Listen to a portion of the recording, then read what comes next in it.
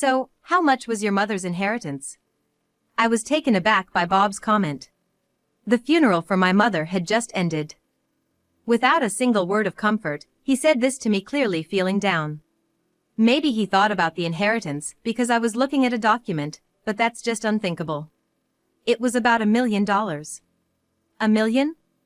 That's it? But, well, after taxes and all, it's still a couple $100,000, huh? Hearing my reluctant answer, Bob muttered to himself and smirked. What a creepy smile. I don't know what he's thinking, but things won't go his way. However, the next day, Bob quickly put his plans into action. But his naive idea would probably take everything away from him. He hadn't realized that yet. My name is Catherine O'Malley. I got married through a matchmaker when I was 20. My husband's name is Bob. He's 5 years older than me, a company employee, and the eldest son of the O'Malley family. However, even though he's the eldest, his younger brother, Mike, had left home after college and cut ties with the family. Because of this, Bob was treated like an only son and was very cherished by his parents. To be honest, I didn't really want to marry Bob. But my family has been running a business for generations. Being in a position often referred to as a rich girl, I couldn't go against my parents' decision. And though I ended up marrying Bob, he probably couldn't refuse either, since his dad also ran a business. It wasn't a marriage based on mutual feelings. It was far from a happy married life. To make things worse, we couldn't have children. Since we married young, it was hard to give up on having kids. I thought if we had a child, things might get better. But despite medical treatment, it didn't happen. Hey, Baron. Did you finish the cleaning? At first, my in-laws, who once cherished me as their family, stared, calling me Baron after a few years. You wouldn't need to go to the doctor if you did things right. What a waste of money. My father-in-law would make sarcastic remarks every day. And even though he knew about it, Bob never stood up for me. He'd just lay there reading the newspaper or taking a nap, snoring loudly. When I said I wanted to start working for a change of pace, he was like, people would think we're struggling if you went to work. True, back then, it was common for women to become housewives after marriage. But living alone with my mother-in-law was honestly a daily nightmare. Nobody would help. I couldn't talk to my parents because I didn't want to worry them, and I couldn't leave because it was a marriage of convenience. But I believed I'd be rewarded for enduring all this one day. However, things never got better. 20 years after our marriage, when I turned 40, my father-in-law passed away in an accident. It came to light that his company had been evading taxes. All assets were seized to cover back taxes and fines, and the company went bankrupt. The substantial life insurance on my father-in-law was also used for this. We managed to keep the house, but our comfortable life was over. At 45, I thought it might be tough for Bob to find a new job, but my parents introduced him to one. Thanks to that, he found work quickly, but my mother-in-law aged drastically and seemed like a mere shell of her former self. For a while, she didn't even have the energy to make snide remarks at me, which was a relief. But then, she suffered a stroke and needed care. This situation made it impossible for me to even think about trying to have a baby. I was already 40. Deep down, I had kind of given up, but this was the real turning point. Bob naturally expected me to take care of his mother, and on his days off, he just lounged around the house as he used to. Bob, could you help with your mom's care once in a while? One day, I mustered the courage to tell him. Even if it's just on weekends or helping with a meal, it'd be a huge relief to me. But Bob frowned at my words. Excuse me? I'm working, you know. Can't I get a break on my days off? I didn't think he got it. That I didn't even have a day off.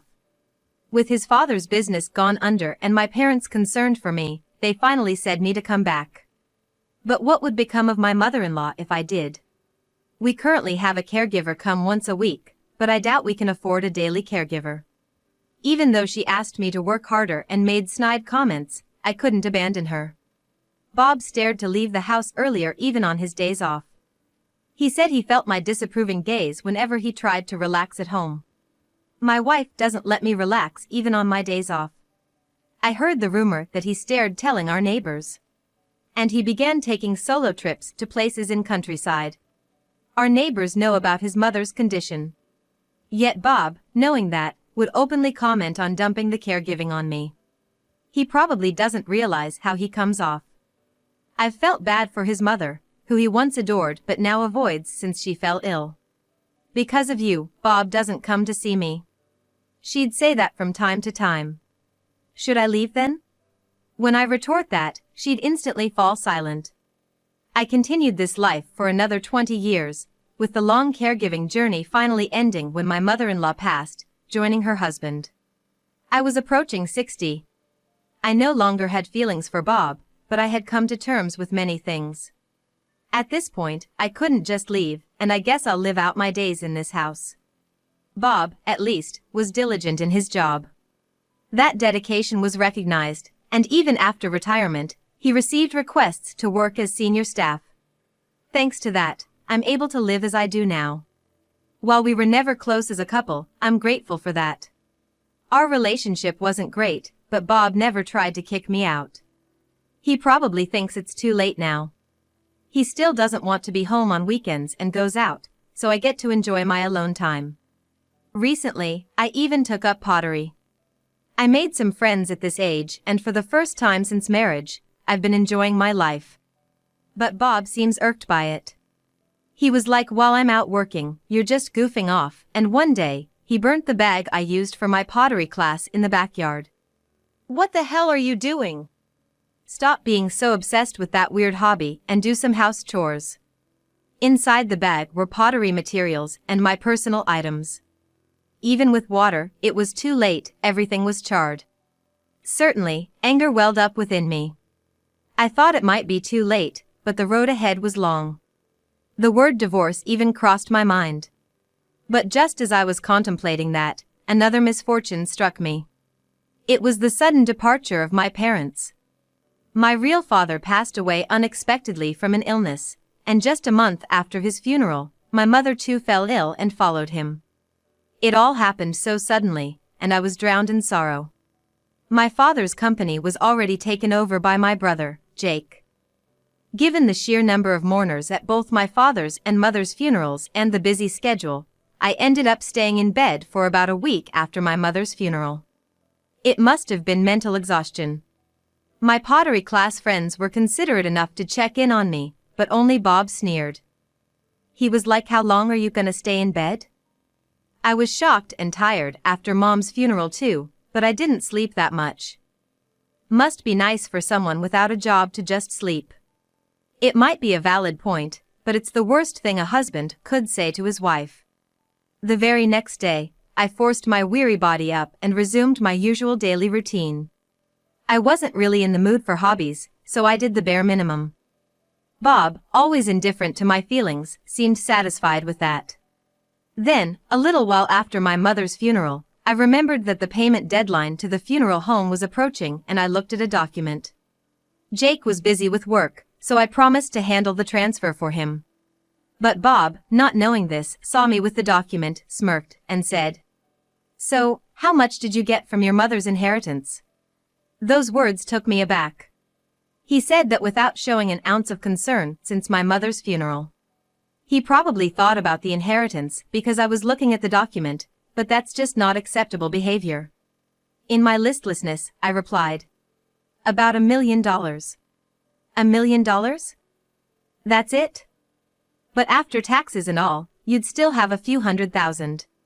Bob muttered and grinned smugly. What a sickening smile. I don't know what he's thinking, but things aren't gonna go his way. Without saying anything to Bob, I quietly put away the document. Seeing my silence, even Bob seemed to sense the mood. Well, you've had a tough time. You should go to bed early tonight.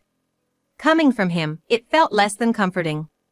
I wasn't happy to hear it at all. In fact, it left a bad taste in my mouth. Not because Bob said so, but I just didn't want to see his face anymore, so I went to bed early. However, something happened the next day. After breakfast, as usual, Bob left for work. Then I got a call saying he hadn't shown up. I was taken by surprise. This had never happened before. I feared he might have been in an accident and quickly called him. But there was no answer. I was restless, but when I walked into the living room, it all became clear. There was a contact number on the living room table. It was a contact of a lawyer who assists divorce. Seeing that, I instinctively checked where I had kept the documents. As I suspected, they were gone. Unbelievable. I muttered to myself. It wasn't an accident or an incident. Bob probably chose to disappear on his own. I remembered hearing some rustling in the living room that morning. Having stolen those items, Bob probably intended to start a new life, leaving me behind. The only reason he hadn't kicked me out all this while wasn't because he thought it was too late or anything, but because he was eyeing my parents' inheritance. The fact he stole something was undeniable proof. Even so, I remained calm. Actually, there was no need to panic. I took the lawyer's contact and decided to contact it. Bob had only himself to blame. I thought I'd make sure he learned that it's too late for regrets. I made sure to contact Bob's workplace. I haven't been able to reach him either, but it doesn't seem like an accident. I'll inform him to call back as soon as possible. I apologize for the inconvenience. I apologized like that. His colleagues kindly told me they'd consider him on paid leave for the day. I envied Bob for having such a supportive workplace. It was originally a company my parents had introduced him to. I'd like him to be honest with his job, but soon he'll be a stranger to me. After that, I successfully contacted the lawyer and asked the process. After enduring for so long, who knew I could be free so easily? I often think, if I had divorced earlier, maybe my life would have been different. It was when I went back home and was packing my belongings. My cell phone rang. It was from Bob, who hadn't answered any of my previous calls. I knew what he would say. Ignoring the call, I continued packing. However, he kept calling repeatedly. Finally, even the home landline started ringing. I assumed it was probably Bob, and because it was so annoying, I reluctantly answered. Hello? Casually saying so, I heard an anxious voice from the other side calling my name. Yeah, I called you. They said you didn't show up for work. Call your workplace now. That's not the point right now. But Bob didn't really listen to me. Interrupting my words, he exclaimed. I thought the document was a check from your mother, but it was not. I couldn't help but laugh upon hearing that. Finally realized, huh? I can't help but think that way. He probably didn't notice because he took it in a hurry. Well, you've taken an invoice, not a check.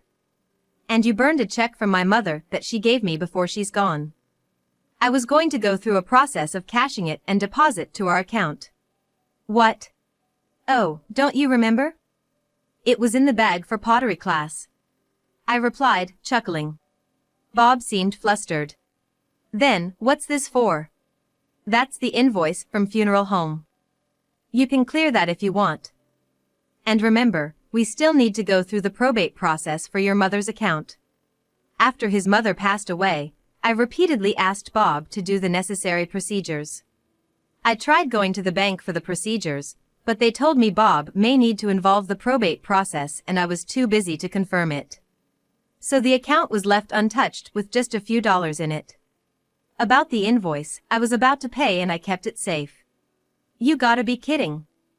You should properly manage things from someone who's gone. You were the one who said you'd take care of your mother's later. Don't blame others. So what am I supposed to do now? Well, nothing can be done with my mother's check unless I go to the bank for the procedures. We need to clear the invoice. And you need to check your mother's account. Bob grumbled in response to my words. But I didn't feel like replying and remained silent. Impatient, Bob seemed to have returned to the counter and appeared to be explaining the situation to the bank clerk. Seems like I accidentally burned a check. Can we somehow process this on her behalf? Look, I'm on the phone with my wife right now. It sounded like he was on speaker because I could hear the puzzled voice of the clerk too. I questioned what he was saying. Bob, what are you talking about? There's no way they'd let a stranger do that. What? And I've got in touch with the lawyer to process our divorce earlier. Thanks for getting them ready. Bye now. I said what I needed to and hung up. I'm sure the clerk heard my voice too. I wonder if Bob is pale or blushing right now. Just imagining it made me laugh. Well, I should leave the house before he gets back. Thinking this, I quickly packed my things. And then, I left the house. I headed for my childhood home, which had been vacant since my parents passed away. Turns out, I had inherited that house too. My mother, who ran a business, had assets worth up to $13 million. But inheriting a lot of cash wouldn't do me any good with no kids, and it would not end well if Bob found out. So, I inherited just $1 million to ensure I wouldn't struggle for living expenses and got the family heirlooms, such as my mother's preserved dresses and my father's antiques, which would fetch a pretty penny if appraised. Of course, I had the permission of my brother, Jake. Jake had moved out after his marriage, and he was worried about the house being vacant since he had kids and had taken over the family business. He even said he was glad that he only inherited cash. That's how we had peacefully settled our inheritance. After arriving at my childhood home, I informed Jake about divorcing Bob and moving into our old house. If Catherine is going to live in our old house, I'll be relieved it won't be vacant. But are you really divorcing Bob? Are you sure about this?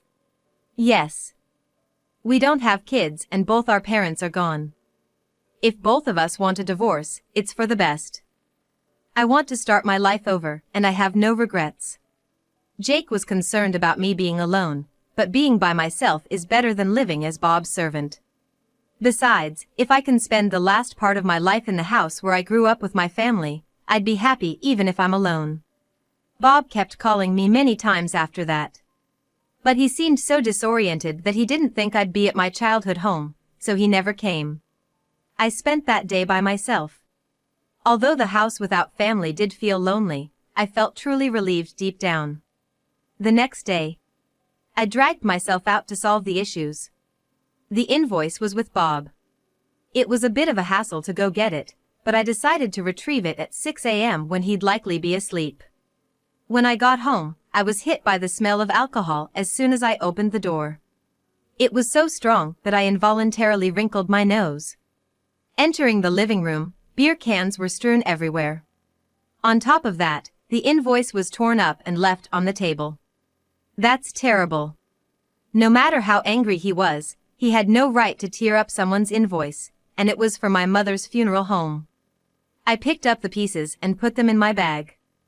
I also grabbed some clothes and returned to my childhood home. Then, I headed to the bank. But I was stopped at the entrance. Catherine. Bob. To my surprise, Bob was lying in wait for me. I noticed the invoice was missing, so I figured you'd show up. Whether I come here or not, it's none of your business. Come on, we've been together for so many years. Even though we decided to get divorced, he had the audacity to say that. I ignored him and went into the bank. Even then, Bob continued to try to win my favor. But I staunchly ignored him. Then, it happened. Bob, is that you? And Catherine? A voice called out to us. Mike, what are you doing here? It was Bob's younger brother, Mike. Both Bob and I were taken aback by this unexpected encounter. We mostly avoided Mike, seeing him only at funerals. I had been married to Bob for about 40 years, and this was probably only the third time I had seen Mike. It seemed he wanted to cut ties, but their parents had appealed to him emotionally, saying if people found out they'd been disowned by their son, it would be the end of their business. So he'd been asked to at least attend weddings and funerals. We had just met him a few years ago at their mother's funeral, so he probably recognized us from that. Yeah, I came for Mom's inheritance. I was checking the balance and was planning to get in touch with both of you. Mom's? Bob's eyes lit up. I was also shocked. I thought it was just a few $100s left in the account, but according to Mike, there were also some old investments and a safety deposit box that their dad had rented. Mike had once heard about this from their mother. Before she passed away, she had reached out to him and was like, if anything happens, you handle it. But he'd been so busy that he only got around to it now. The thing is, Mike said, looking apologetically at Bob and me. What? Yeah. In the safety deposit box, along with some jewelry, there was a letter. Mom said she would leave all her assets to Catherine. What? I was in complete disbelief. But Bob looked even more shocked. Mike took out a letter from a folder he had. The envelope looked familiar. That's because I had bought it for their mother upon her request. Clearly written in shaky handwriting was, I leave the jewels from the safety deposit box and all other assets to Catherine. I could vividly remember their mother trying hard to write the letter. Do you need the letter? Should I bring it out? When I had asked. It's none of your business. She had coldly replied. Perhaps she had been referring to this. I instinctively covered my mouth. Catherine, you took care of Mom all by yourself, right? She wrote how sorry she was for treating you badly. She probably thought if she told Bob, he'd try to cover it up, and so she told me to handle it instead. Bob, sitting next to me, turned beet red and began shaking. Well, I never really intended to inherit anything. But since I'm a legal heir, I thought I should handle the paperwork. It's just gonna be transferred to Catherine's name, so no big deal, right? Mike said casually. He probably didn't know we were divorced. Shortly after, I was called to the counter. Bob, however, seemed to have lost the energy to follow. Despite not having any real business, he just sat in the lobby. That day, I managed to wire money to the funeral home and other necessary procedures. Guess I'll be heading out first. Take care, Catherine. I'll contact you again. Leaving Bob, who stood beside him in shock, I safely returned to my childhood home. I got another formal message from Mike. It seemed Bob was like, that letter doesn't count. But Mike had persuaded Bob to understand the situation. However, Bob, not convinced, apparently went for a free lawyer consultation. Although my mother-in-law's letter wasn't accept Bob as a formal will, considering legal fees, he was advised it's better to settle things through discussion. Eventually, Bob agreed to inherit the house. The investments weren't that big, and he reluctantly gave up on jewelry and such. Then, I officially received my mother-in-law's inheritance. If Catherine gets my mom's inheritance, shouldn't I get a part of them and my mother-in-law's?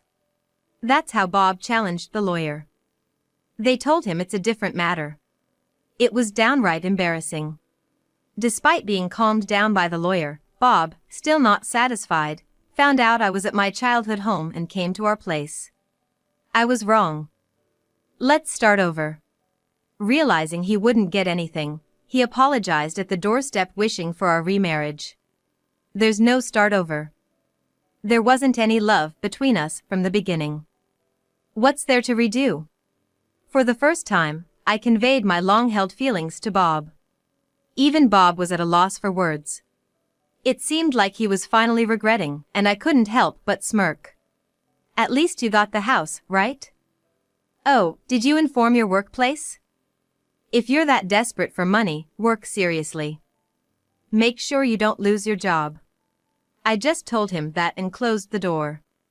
It's finally over. I have what was left behind by both mothers in my heart. With that, I believe I can live without any constraints in the future. In the end, Bob never informed his workplace, continued his unauthorized absence, and got fired. I had warned him. Losing even his passion for work, which was his only redeeming quality, I wonder what's left for him. Thinking about it, maybe he was diligent in his work not out of responsibility, but to maintain his dignity. Now, with no one to show off his pride to, and no easy money he hoped for, it wouldn't be surprising if he lost his will to live. He was my companion for many years. I'm concerned, but that's it. I'm not going to help him out. I truly apologize for causing you trouble, Catherine. Only Mike apologized to me, knowing everything. He also told me that I wouldn't have to deal with Bob anymore. He probably noticed the dysfunctionality of that family early on, left home when he was young, and now he's likely living happily without involving his family in that mess. It seems Bob has become a recluse, but he's already at the age of getting his pension. He'll probably get by. If he was ready to say, "Let's start over" to me, he should try to start over by himself. After that, I started attending pottery classes again. My friends were happy about my return. I never imagined that days where I can use time just for myself would be so joyful. I also met a wonderful person at the pottery class. I'm done with marriages, but I'm beginning to think that being with someone who loves me might be happier than being alone. It might feel too late, but just like when I got divorced, it's never too late as long as you're alive. Anyone, no matter the age, can be happy. That's what I believe.